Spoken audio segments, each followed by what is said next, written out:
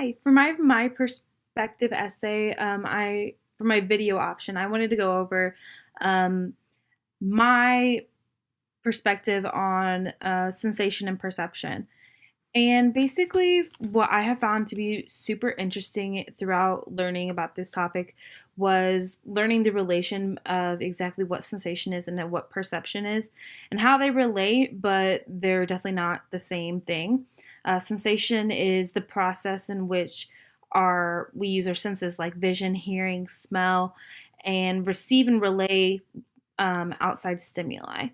Where perception is where our brains take that outside stimuli, process it, and organize it and interpret that information and put it into context for whatever we need to do.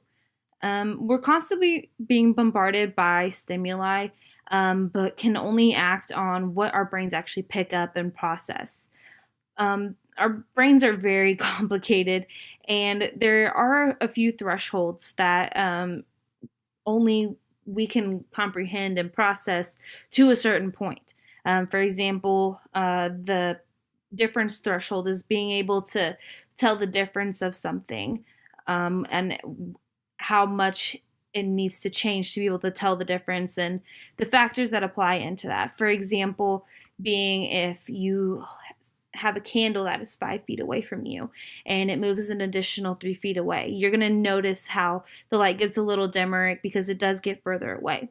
Whereas if the candle was placed 100 feet away and then was moved an additional 3 feet, you're not going to be able to tell how the difference in there because it's so much further away and you're not and that's where your difference threshold comes in. You're not going to be able to tell if it only moves just a little bit. Whereas, when it's closer, you can tell that difference.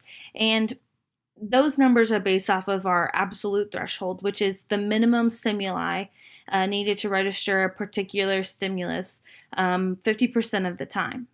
And this is something that I kind of found very interesting and being able to detect something and that's not something that we really think about all the time.